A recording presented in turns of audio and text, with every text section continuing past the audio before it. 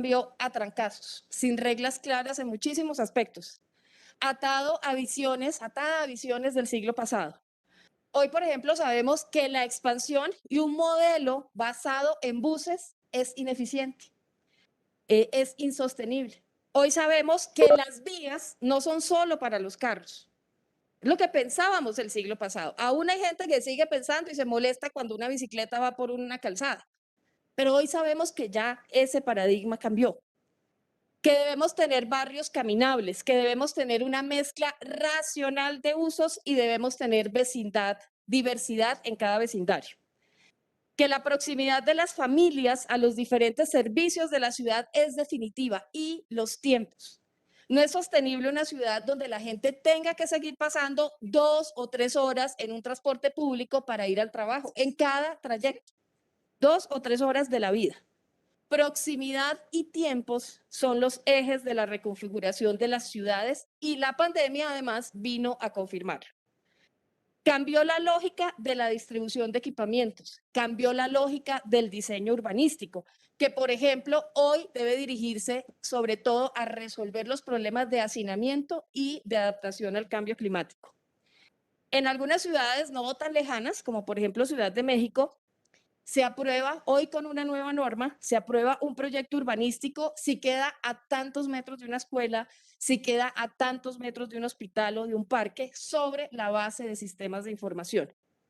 A la ciudad de los 15 o 30 minutos que ya conocíamos, se le sumó la relevancia que cobró el barrio, el vecindario con esta pandemia. ¿Cuántos de nosotros no tuvimos que volver a aprender a utilizar los recursos de barrio para resolver las necesidades durante todas estas cuarentenas y restricciones? Las ciudades actualmente están llamadas a ser compactas, a ser diversas, caminables, pedaleables, interconectadas, sostenibles, resilientes. Así que yo invito a que revisemos esta propuesta de plan de ordenamiento territorial a la luz de ese nuevo paradigma. Que corrijamos, claro que sí, lo que debemos corregir, ya lo han dicho varios colegas, pero que no dejemos pasar la oportunidad de responder a una realidad que hace rato desborda a la ciudad.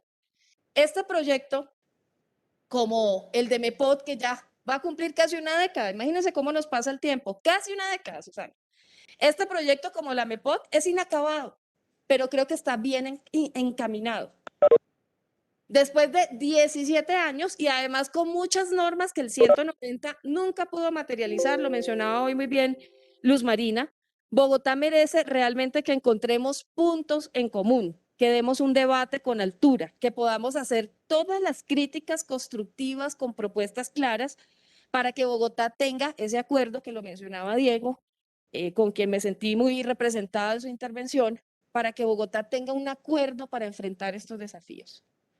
No hay que ponerse bravos porque se pide que hagamos un acuerdo de ciudad. Es que esa es la labor democrática. Empiezo con el tema ambiental, obviamente. ¿Qué propone este proyecto? Consolidar los bosques urbanos, una propuesta de nuestra iniciativa que hemos trabajado además con las comunidades y con mesas técnicas con la administración desde hace casi 2 años. Integra áreas protegidas generando un círculo alrededor de Bogotá que limita algo que hemos dicho desde hace años, que limita los procesos de conurbación y que garantiza servicios ecosistémicos para enfrentar la crisis climática. Ese abrazo de Bogotá a sus áreas protegidas empieza por la consolidación de la reserva Thomas van der Hamen. Busca también el proyecto aumentar la conectividad de la estructura ecológica principal y pasa de 94.000 hectáreas a 124.000. Aumenta en 30% la estructura ecológica principal. Busca declarar 4 nuevos parques ecológicos distritales de montaña: Cerro Seco, Mirador de los Nevados, Serranía del Suque y Soratama. Ahí están el norte, el sur de la ciudad. El páramo de Sumapaz será incluido como suelo de protección y elemento fundamental de la estructura ecológica principal. En cuanto a los humedales, este POT permite la ampliación del 20% en el área total y pasarán de ser catalogados como reservas distritales de humedal, no lo que tantas veces dijimos que debía cambiarse, las parques de humedal. Los ambientalistas dimos esta batalla por mucho tiempo e incluye la prohibición absoluta de cualquier forma de endurecimiento. Reconoce dos nuevos humedales, el Intiva Escritorio y el Tingo Azul. Se crean las zonas por un mejor aire, las SUMA, que buscan reducir emisiones y concentraciones de gases contaminantes. Sobre Cerro Seco, que yo vi muchos comentarios temerosos de lo que fuera a pasar con Cerro Seco al principio de esta discusión, y ya no he vuelto a oír muchas reacciones sobre lo que encontraron en esta propuesta. Se busca crear allí un parque de borde y expandir en área el parque ecológico. Voy a recordar aquí una historia. En 2016, la Secretaría de Ambiente, bajo las directrices de Enrique Peñalosa, retiró el carácter de reserva a Cerro Seco. Ustedes lo recordarán. Le dejó, ¿con esto qué hizo? Pues le dejó vía libre a las compañías mineras y permitió, o eso era como lo que buscaba, permitir la explotación durante 20 años más. 20 años más. Gracias a esa tarea que hizo Peñalosa, y a la exigencia de la magistrada Villamizar, el Ministerio de Ambiente efectivamente habilitó ese suelo como de vocación minera. Hoy, gracias a las luchas de organizaciones ambientales, el 20 de agosto la magistrada aceptó hacer una inspección judicial para retirar esta vocación. Y una vez esos polígonos se deliberen y se haga el cierre minero, se integrarán a las zonas de protección. Pues este proyecto de POT cierra ese ciclo de devastación.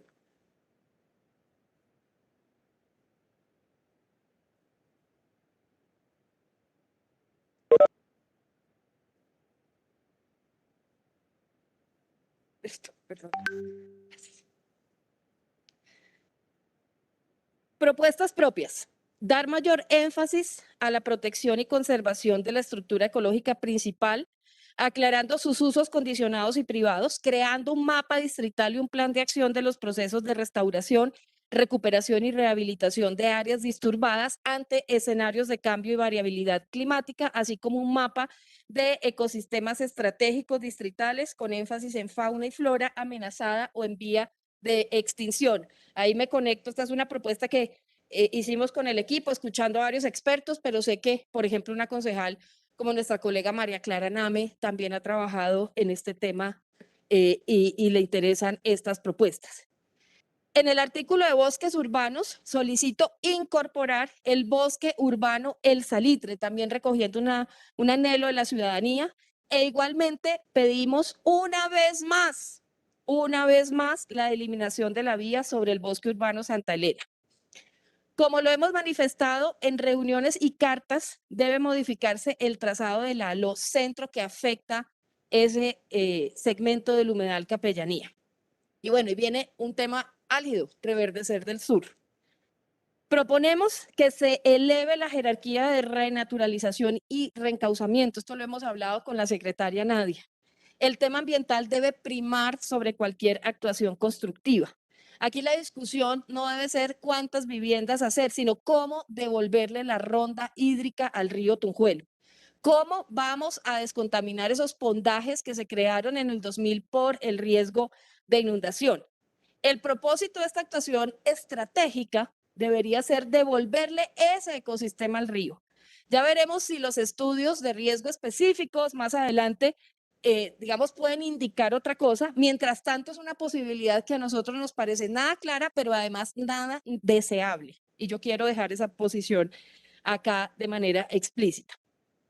Y creo, secretaria, que Nadia y de Ambiente, que es importante que nos pongamos de acuerdo en un texto que modifique lo que viene en el proyecto. Yo creo que aquí hay más o menos un consenso sobre las implicaciones de reverdecer del sur y ha sido un punto de vista que compartimos varios concejales.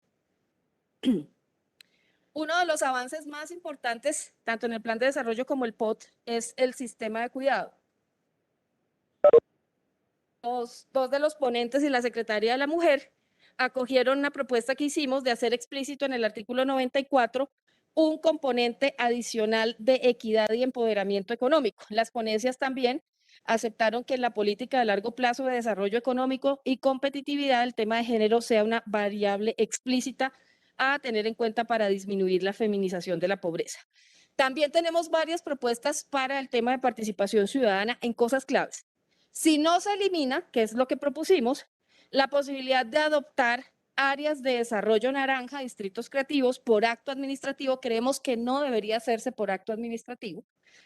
Pero si no se acepta esa propuesta, pido que quede explícito que haya un proceso previo de participación antes de expedir cualquier norma. Para el artículo 548, donde se incluyen los distritos especiales de mejoramiento y organización sectorial, que son los que permiten que las entidades sin ánimo de lucro puedan administrar espacios públicos, pedimos también que haya un proceso de participación ciudadana incidente. Nosotros tenemos la experiencia de haber visto muy de cerca lo que ha pasado en Usaquén, en Santa Fe, y es importante que esto exista. En asuntos económicos, en el artículo 100, sobre áreas de actividad, debemos incluir la economía popular de manera explícita y la posibilidad de tener en cuenta otros sectores de producción tradicional. Para la política de moradores, que sugerimos agregar un descuento en el ICA, obviamente esto hay que reglamentar después, para promover la permanencia de actividades productivas originales en las zonas donde se desarrollen proyectos de renovación urbana y en la consolidación de las zonas industriales, medidas para prácticas productivas sostenibles. En movilidad, esta propuesta de POT es un cambio definitivo. Cambia el modelo, cambia la distribución modal, cambia la lógica, la forma de ver las vías. La bicicleta, por ejemplo, se incluye por primera vez como un tema esencial de la movilidad en un POT. Esto no había pasado. 6 cicloalamedas, pero sobre todo el estatus que adquiere la bicicleta en este ordenamiento. Pero además, la política contracíclica es una propuesta, digamos, que quisiera también, una visión que quisiera poner aquí con ustedes, y es la política contracíclica de la década pasada en el país fue la construcción de dobles calzadas. La política contracíclica de esta década debería ser la construcción de grandes proyectos férreos. O sea, esto no es un tema de Bogotá, es un tema del país. Entonces, que se incluyan 5 líneas de metro y 2 regiotrams no nos debe indignar, no nos debe emberracar, perdón la expresión. Al contrario, el próximo presidente de este país tendría una oportunidad de lujo con Bogotá, con esa base que plantea Bogotá, para impulsar una revolución férrea en el país. Eso quisiéramos muchos. Por ejemplo, con el tren de cercanías del Valle, con el proyecto del tren del Río en Antioquia, con el proyecto del tren del Caribe que conectaría Cartagena, Santa Marta y Barranquilla, o Cartagena, Barranquilla y Santa Marta. También con el proyecto del tren del Pacífico, con el de La Dorada Chiriguaná, en fin, el de Bogotá Belencito. Aquí lo que hay es una oportunidad. Vamos a las propuestas. Mayor flexibilidad de los corredores verdes en cuanto a ajustar los trazados, si los estudios posteriores así lo determinan, y atender esa petición ciudadana reiterada de que se respete el arbolado en esos diseños. Y que se aseguren alternativas diferentes al BRT. No es que estemos tratando de poner por encima los temas férreos, pero es que no podemos dejar que los excluyan siempre. Eso lo hemos hablado con el secretario de Movilidad. La propuesta de POT de esta administración no contempla la construcción de la Alo Norte, ya sabemos, pasa por encima de Tibabuyes, de la Conejera, de la Reserva Vanderhamen, del Bosque de las Mercedes, que son ecosistemas sensibles que no se pueden comparar incluso con otros del país y del mundo, porque tienen un hábitat, una flora, una fauna que son incomparables, una riqueza biológica enorme. No es cierto que la Alo Norte sea una perimetral, el trazado está muy lejos de ese borde urbano. Pero además, en la reserva vial actual se haría una vía mucho más angosta de carácter local y el espacio restante sería para la ciudadela educativa y del cuidado de Suba. Susana se acordará, cuando Petro propuso que no se hicieran a lo norte, que a mí me tocó salir a poner el pecho, también se proponía construir equipamientos. Ahí no se llamaban ni estaba la visión del cuidado, pero se proponía construir esos equipamientos. Lo que va a solucionar los problemas de movilidad de fondo es reducir las distancias al trabajo, tener un potente sistema de transporte público y, digamos, por eso la línea 2 del metro es digamos, respetuosa con el ambiente, tiene 5 veces más capacidad que cualquiera y para los municipios del norte hay alternativas, la ampliación de la séptima, el Regiotram, etcétera. Y sobre el tema de la carga, pues es mucho más eficiente y más sensata la propuesta del anillo logístico. No voy a entrar en detalles porque no me alcanza el tiempo. Sin duda alguna, voy a entrar aquí en unos temas muy sensibles. Voy a correr, presidente, mucho. Sin duda alguna, los tratamientos urbanísticos y los usos del suelo son dos componentes que generan mucha preocupación en las comunidades. Revisamos algunos, hicimos recorridos, salidas, etcétera. Y en principio, Planeación nos ha aceptado unas propuestas. Excluir de renovación polígonos como el de Santa Bárbara Occidental en Usaquén, Modelia en Fontibón, Remanso Santa Matilde en Puente Aranda, Mandalay y Marsella, Américas Occidental en Kennedy, 11 de noviembre y Santa Mónica en Barrios Unidos. En cuanto a las áreas, pasar de estructurante a proximidad, logramos algunos cambios en Santa Ana Occidental y Francisco Miranda. En Usaquén, ahí logramos que parte interna del barrio pase a la actividad de proximidad. También hasta ahora han avalado nuestras propuestas de cambio en Santa Bárbara, varios sectores del Batán, Malibú, Santa Margarita en Suba, Castellana en Barrios Unidos, Espartillal Nogal por Ciúncula en Chapinero, Salitre, Quinta Paredes, Santa Clara Ortezal, Modelia, Campino Occidental, Villa Alsacia, Mandalay y Las Américas, Marsella en Kennedy, Remanso Santa Matilde en Puente Aranda, y Rafael Uribe en sectores como algunos del Restrepo, Sosiego Sur, Hospital San Carlos, Santa Mónica y Fucha. Otros merecen seguir revisando. En principio nos dijeron, esto lo vemos muy difícil, nos dieron razones, pero yo insisto, y aquí hemos insistido, creo que varios, casi todos, hemos hablado del barrio La Esmeralda, los impactos, se ha hablado menos, pero también pido que revisemos los impactos sobre galerías, y hay que tener un diálogo con sectores de Barrios Unidos. Nosotros logramos cambiar, logramos que ustedes consideraran cambios en 3 sectores de esta localidad, pero yo creo que ahí estas comunidades que han hecho un trabajo, una movilización y un estudio de estos temas merecen ser escuchadas y atendidas y que encontremos unas alternativas. Sobre moradores, hay un avance innegable. 18 minutos, pero si quiere tómese 2 para que pueda redondear. Perfecto, correré. Muchas gracias, presidente. Un avance innegable en esta política. Como dice Manuel, aquí hay unas reglas necesarias para enfrentar esa batalla campal que es el mercado inmobiliario. ¿Qué falta?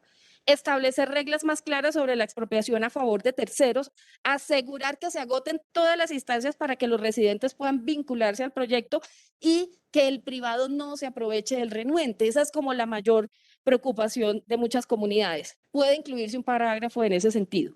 Sugerimos incluir la prioridad y promoción de operadores públicos en proyectos generados por los moradores originales. Tenemos también una propuesta de texto y entre los retos de la capacidad institucional necesaria para implementar este POT, necesitamos, esto lo he hablado con la secretaria María Mercedes, creo que cuando cuando estaba en la ERU, necesitamos que haya una institucionalidad que haga que se cumplan esas obligaciones de los privados con los moradores.